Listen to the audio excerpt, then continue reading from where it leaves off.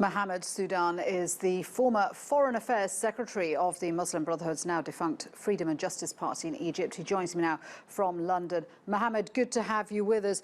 You were there during the protests 5 years ago. You saw some of what happened. Can you describe some of the scenes?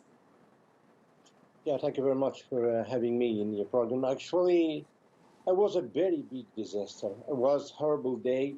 You just said that 800 people been killed, but the real numbers was more than 2,600 people was there being killed, among close to a million people. That was a horrible day.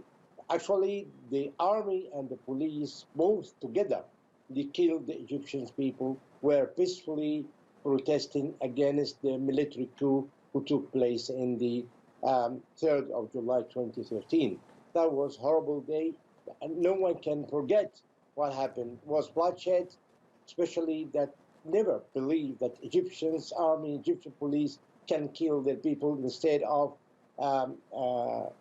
saving them or protecting them from the enemies. We were like an enemy.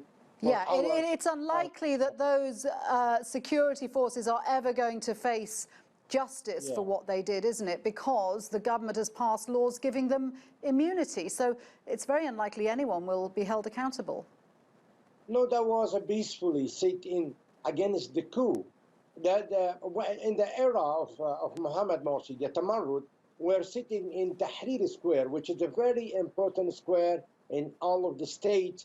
They were sitting in like 6 months. Why is the army and why the police did not attack them or dismiss or they sit in?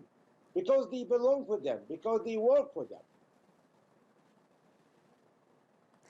The Muslim Brotherhood is, of course, outlawed. Morsi himself remains in jail. So is there any scope for a viable opposition in Egypt under Abdel Fattah el-Sisi?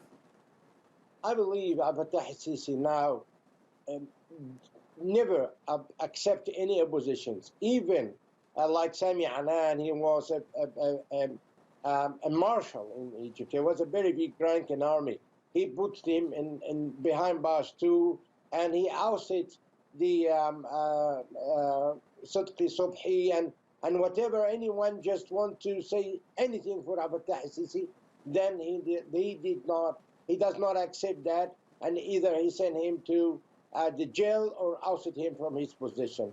That's the way. Abdel Fattah el-Sisi killed the political life and the parliamentarian life in Egypt, and killed our dream to have a free country and a free speech and democratic country as well.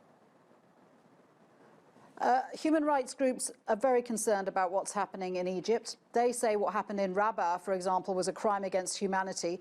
Do you think international powers should be putting more pressure on Abdel Fattah el-Sisi to improve democracy in Egypt?